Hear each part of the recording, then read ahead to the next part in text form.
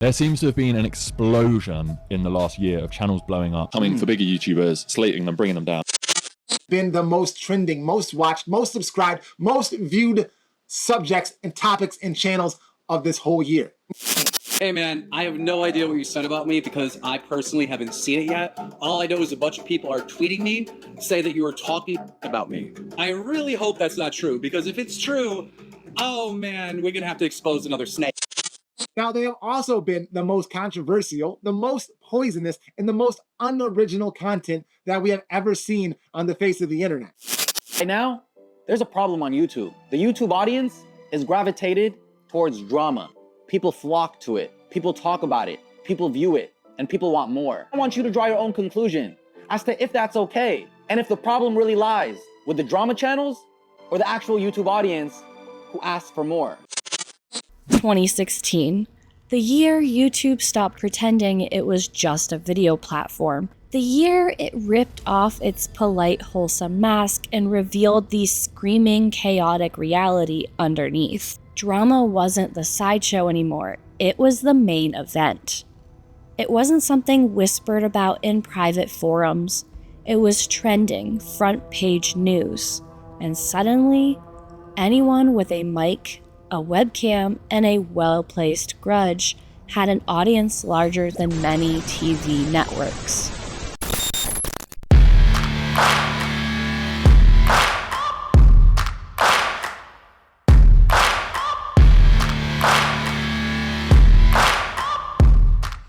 Alright, so before 2016, drama on YouTube was like catching whispers in a school hallway. It existed, sure, but it felt contained. You had creators bickering in comments or maybe a quick diss track here and there, but suddenly, almost overnight, it became the main event. It wasn't just a genre, it became the genre. So, what the heck happened? How did we go from quiet content creation to a full-blown digital gladiatorial arena? It was a perfect storm. First, you had algorithm shifts. YouTube started heavily favoring frequent, high-engagement content. And what's more engaging than a juicy scandal unfolding live? Drama channels delivered consistent uploads with built-in controversy, driving watch time and clicks like nothing else. Second, the monetization policies were,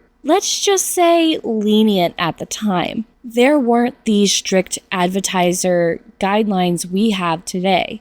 You could talk about almost anything, no matter how spicy or controversial, and still rake in ad revenue. It was a gold rush for controversy. And audiences?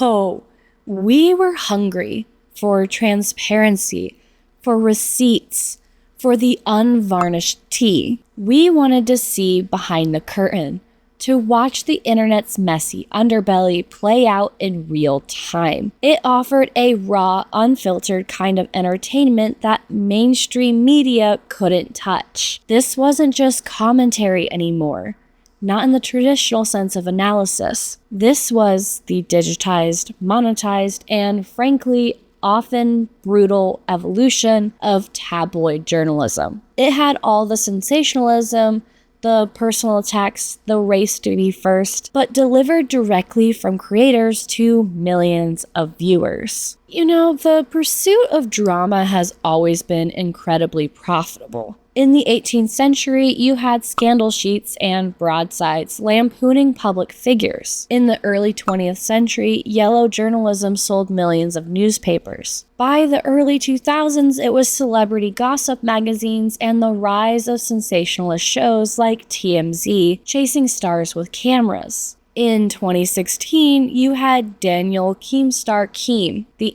internet, in essence, simply removed the middleman. It democratized the tabloid, putting the power to report the latest celebrity meltdown, or in this case, creator meltdown, into the hands of anyone willing to hit record. Alright, let's talk about the main cast of this digital soap opera, because without these larger-than-life characters, 2016 drama wouldn't have burned so brightly. First up, the undisputed king of the drama boom, Keemstar. the provocateur posing as a journalist. He blurred the lines, claiming to report the news while often actively stirring the pot. His infamous catchphrase, Let's get right into the news! became a meme in itself. Drama Alert wasn't just a channel, it was a platform, often the first stop for breaking internet beef. And Keem? He was the unhinged ringmaster thriving on chaos, often fanning the flames of controversy to keep the conversation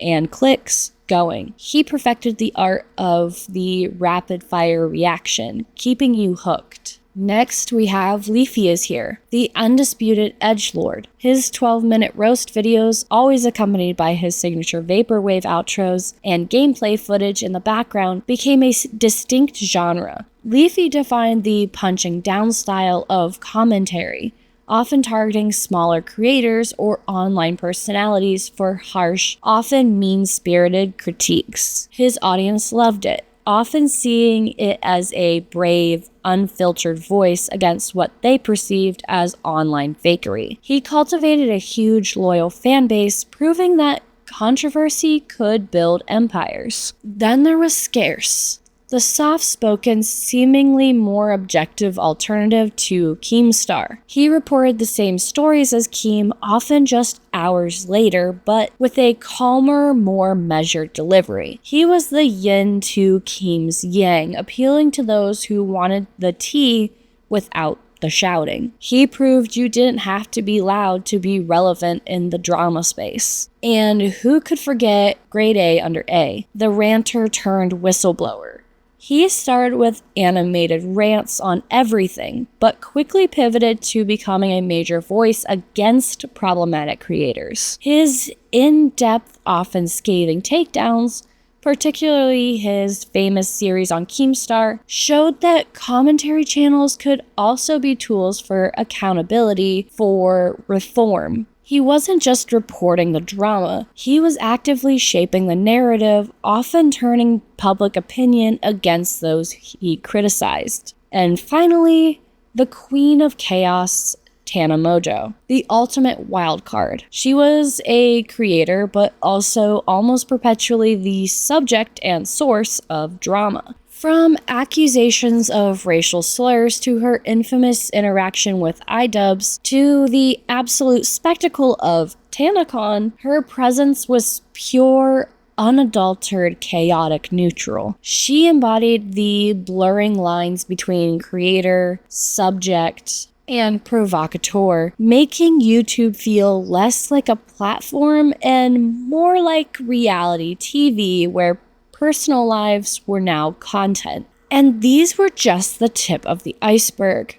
Supporting chaos came from the likes of RiceGum with his flashy diss tracks, FouseyTube and his elaborate, often problematic pranks, iDubbbz and H3H3 as the content cops, exposing internet phonies, and a veritable cast of thousands of 2016 characters who made YouTube feel less like a website and more like a never-ending unscripted reality television show. Now, this wasn't just mess for mess's sake.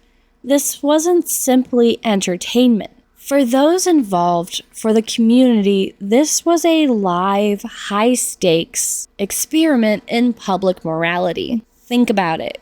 Creators weren't just making videos, they were constantly policing each other, calling out perceived hypocrisy or problematic behavior. Audiences weren't just viewers, they became the juries, weighing evidence, or what was presented as evidence, forming opinions, and delivering verdicts in the comment section on social media. And apologies, those became a powerful currency, a performance, sometimes a genuine act of contrition, sometimes a transparent attempt to mitigate financial damage. As a historian of digital culture, what fascinates me most about this period is this. The 2016 drama boom is the closest thing we've ever had to a true digital town square. And like every public square in history, from ancient Athenian forums to medieval marketplaces to your local city hall, It was messy. It was biased. It was often performative. People were yelling, grandstanding, forming mobs, and sometimes genuinely seeking justice. But it mattered. It fundamentally changed how creators operated.